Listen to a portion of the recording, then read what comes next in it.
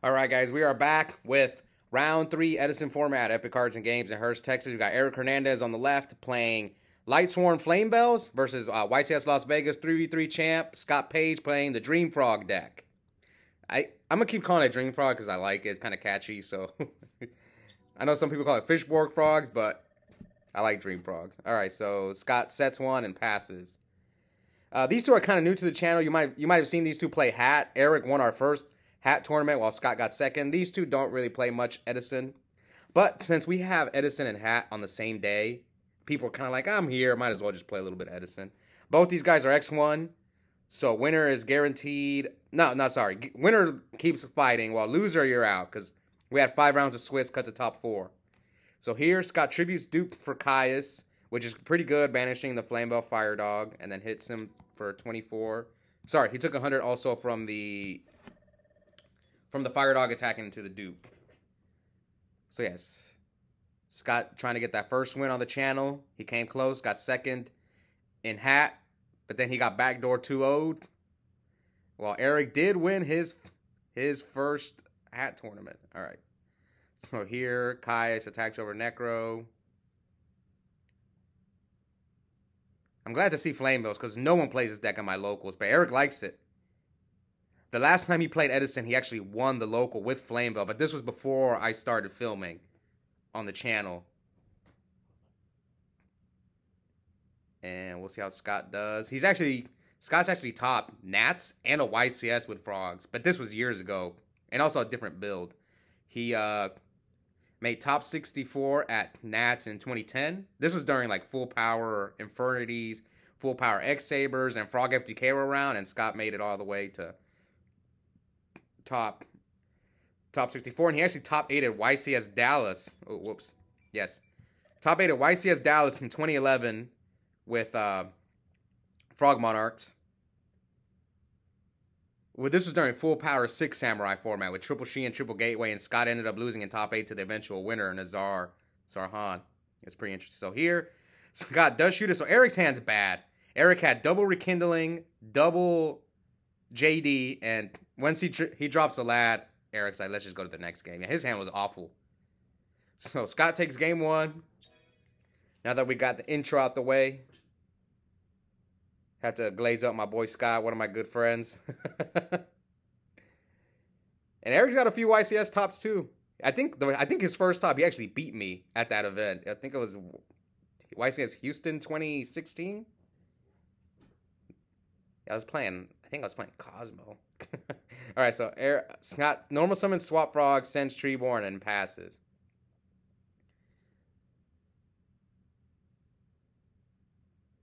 All right.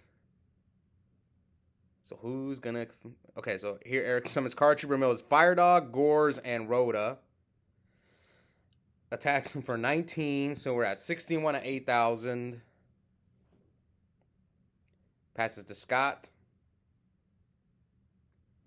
Scott brings back Treeborn. No response from Eric. And what else will Scott do? Yeah, I don't think this Frog deck is that easy to play. I've never played it myself. I've only played Hero Frogs. But this deck's a little... You gotta set a Pot of Avarice. You can block your opponent multiple times. Alright, so here comes Swap Frog. He special summons Swap Frog by discarding Dupe Frog. Sends another Treeborn.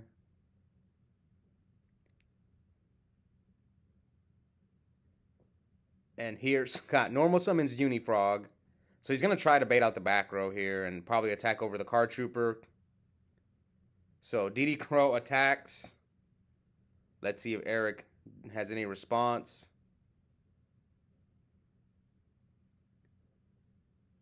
I think I remember his trap card. His back row was Transmigration Prophecy. Yeah, so he changed Transmigration. So what's he going to put back? So he puts back his Gores and Scott's Treeborn. Yeah, Transmigration, you can actually put your own cards back too. But Eric does take 400 from the Unifrog directly. And will Scott attack over Card Trooper or the set monster? So he chooses to attack over Card Trooper, so Eric takes 600. So we're at 7,061. Now that Scott sees the back row, he's going to play 1-for-1, discarding DD Crow. Oof. Was that the only monster you could discard off the DD? Was off the 1-for-1 was DD Crow? That's not like maybe he didn't have any other monsters. Oh, but he could have bounced back Swap Frog. What? Yeah, what did he have? He could have maybe ditched Swap Frog for 1-for-1 instead of the Crow. Also, Scott doesn't play much Edison, man. He's mostly been playing Arcana. One thing about my locals, a lot of them, they just don't like Edison format. I think it's burnt out. I think it's burnout. That's what I think is going on. We've been playing Edison for over a year, and I think people are just tired of it. Oh, maybe this is why Scott... So one of the cards Scott had was Avarice. But I'm wondering, could he have bounced back the Swap Frog and continued to combo off? Because he had normal summoned either, right? Or no, he normal summoned the Unifrog. Okay, never mind. He did normal summon. But then you get an additional normal summon if you use Swap Frog, so... I don't know. Let's hope that doesn't come back to bite him, ditching the Crow with the 1-for-1.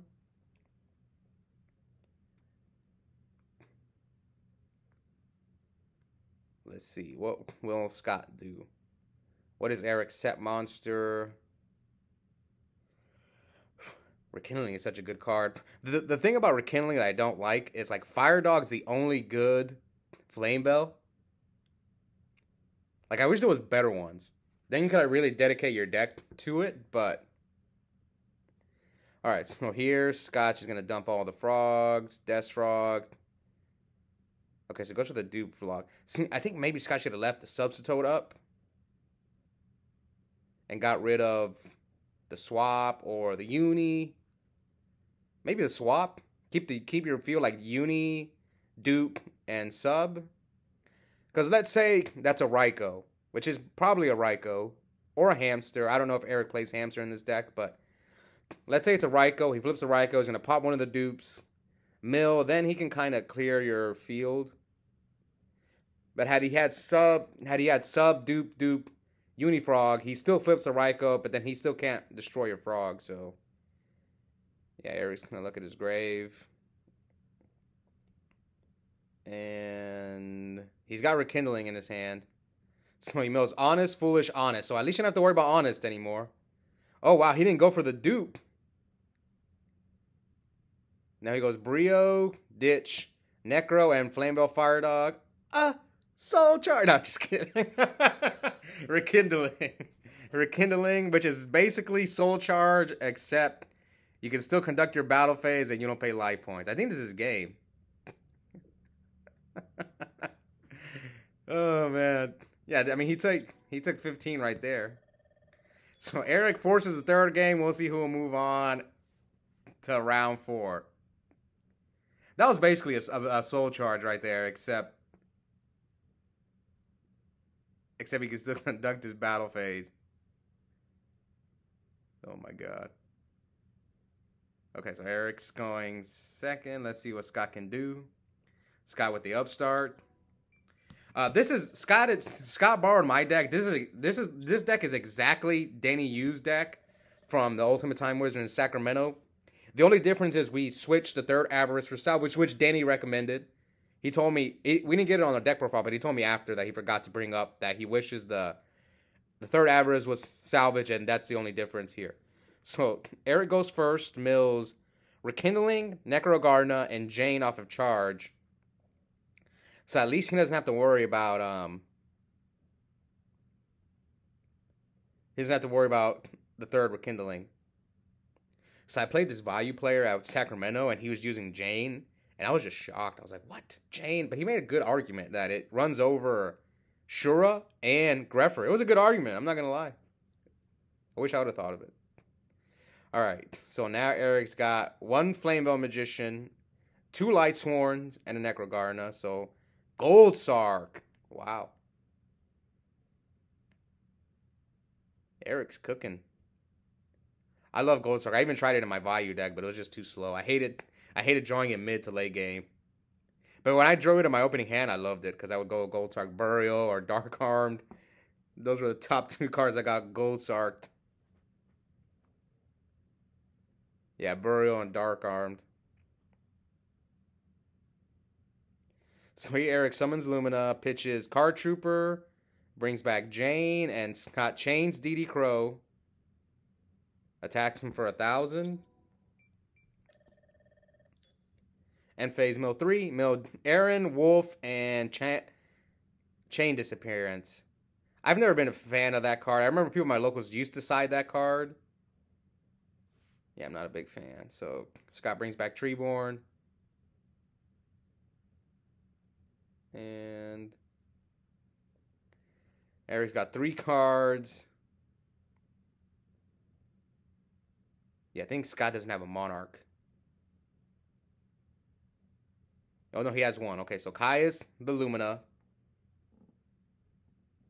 Scott decides to attack. He's already anticipating the Honest, so Scott takes 21. Should he have done this, or if he had a Swap Frog play? Well, we know he has Swap Frog. So his hand is like Battle Fader, Swap Frog. If he has another water monster, I don't think he does. He's got, I see his hand is like Junk, Pot of Avarice, Battle Fader.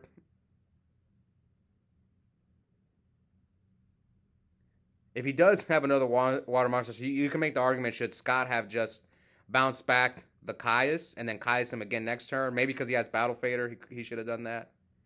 So here, I believe Eric hits him for 21. Sets a monster. Scott brings back Treeborn.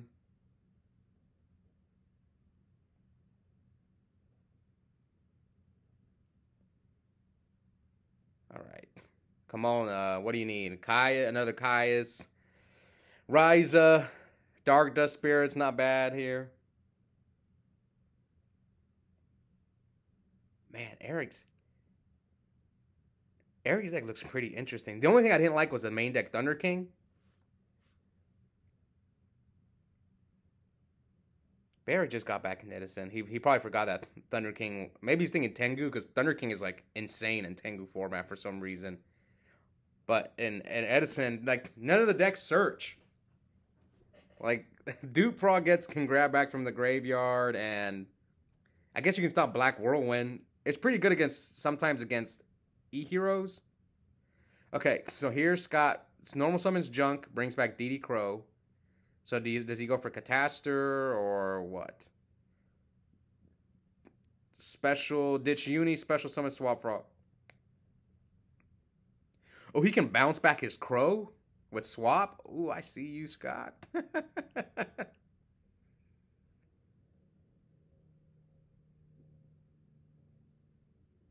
And oh, Brain Control. Okay, Synchros for 8. So yeah, he can still bounce back the Crow. So he goes for Stardust. Probably trying to negate the hold on, I gotta take 800 off. Trying to negate the Raikou, and Eric's probably gonna choose just to mill. Yeah, I'm pretty sure Eric's gonna choose just to mill. Yep. Okay, I'm guessing, yeah, that's what he's debating. Soul Release, Lila, and Monster Reincarnation. Ooh, bounce back the Crow. Nice. Now Eric grabs Rekindling. The Edison version of Soul Charge. Sorry guys, I'm watching too much hat format. Also, speaking of, I've been thinking, for those of you guys who've been watching my videos, I've been thinking about doing uploading Edison videos in the morning and hat in the afternoon, instead of just uploading the hat tournament. I'm gonna try that after this Edison tournament. I'm gonna try that schedule and see how it does. Let me know what you guys think. That way, every day we at least get one Edison video and one hat video. All right, so Eric drops JD. He's not even gonna need that Rekindling that he gold sarked. So Eric's got Rekindling. So could he? Oh, but Scott has Battle Fader. Now Eric doesn't know that Scott's got Battle Fader, but ooh, what if he's thinking about making Thought Ruler? I mean, Eric, you're at 10,000, man. Who cares? You're good. So he summons Fire Dog. JD attacks over Stardust. Fire Dog attacks over Swap Frog, gets Magician. So this is not game. But you're going to leave him at 100. Did Scott take it? Did he take the 14? I'm going to guess that he did take the 14. Yeah, Scott's at 100. This is not looking good for our hero, Scott. Come on, Eric and Scott. Neither one of you guys had a mat. You guys had to play on the one-piece mats. Oh, my God. I should have just loaned these guys my mat. Okay. So, Eric decides to bring out Stardust, Dragon, End-Phase Mills 4. And he's still got Necro. So, yeah, this is not looking good for Scott. He needs, like, Econ. We'll see what Scott can do, but it's not looking good. Yeah, especially as the set. Now, will Eric... Is there a way for Eric to play around... Battle Fader and finish Scott off? Did he mill Plague or something?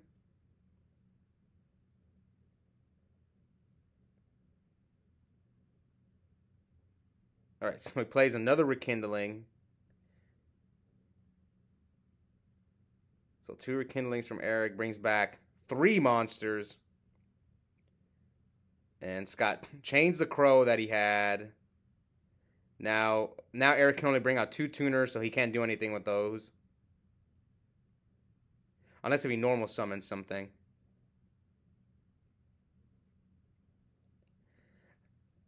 What can he do? Can he make Tempest Magician? How do you make Tempest Magician? Can he make Flamvell Rayquazas? So Stardust hits over dupe. So Scott's going to add something. I mean, Scott's just going to Battle Fader him. Maybe can you win by deck out? Because I don't see how Scott gets out of this. Eric's at 10k. Maybe you try and win by deck out. Is there a way that Eric can like get his Judgment Dragon off the field? All right, so here comes Battle Fader from Scott. Yeah, if I'm Eric, I'm afraid of getting decked out.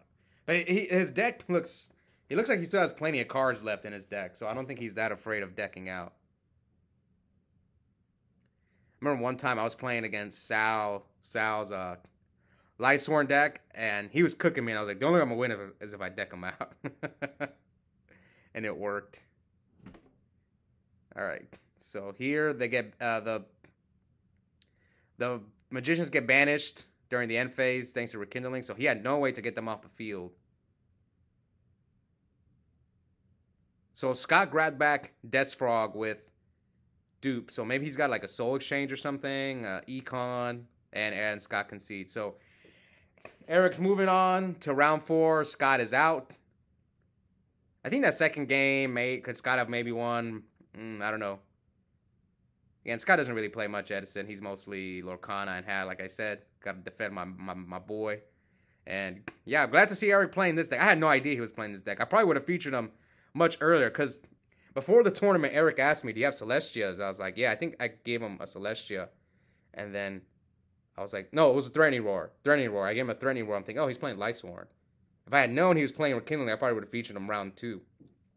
Anyways, hope you guys enjoyed that match, and we'll be back soon for the rest of the tournament. Bye, guys.